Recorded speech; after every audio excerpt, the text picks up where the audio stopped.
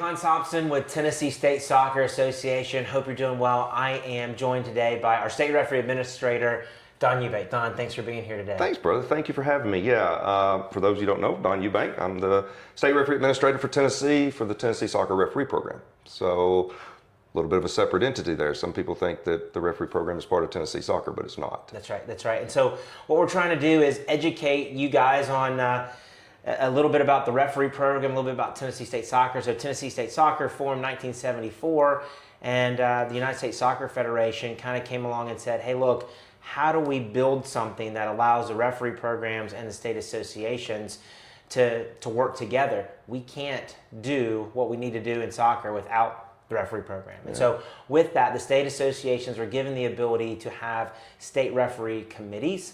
And within that, the state associations had the ability to appoint state referee administrators, and that's your job. What does your job entail, Don? Yeah, no, it's basically the same as yours. So I'm kind of the CEO over the referee program in Tennessee. I have a team just like yours built around us throughout the whole state. We have a state referee committee.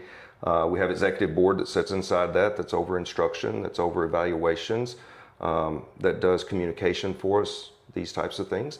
Then we have a district referee administrator built in every district, just like you guys have district directors. So we have one of those. Those two should work together closely, which is kind of the ideal behind that. And then we have some extra programs too. So we have we just named Mandy Burley as our new director of our women's initiative.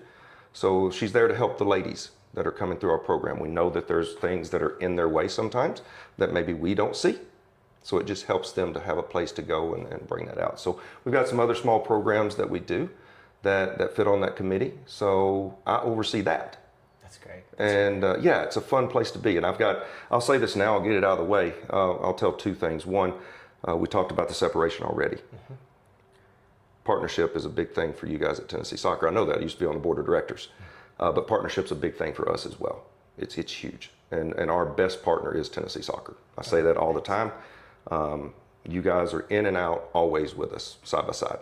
And I think that's just you and I figuring it out that, look, you said it a minute ago, we have to have referees. Well, we have to have players, we have to have coaches, and we have to have fans too. That's right. So it all fits together. Yeah. You know, and it's one of those, we have to recognize that. So I get to oversee that with my second part of that, the best step referee committee in the country. I'll put them up against anybody. Just an amazing team, great volunteers. They work hard for the referee program, but they also work hard for football or soccer in general. Yeah, that's great. Thank you for saying that. Don, you mentioned partnering with us.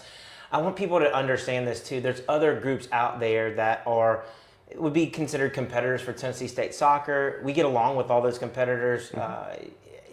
Clubs have the ability to register with whoever they want to register with underneath the federation.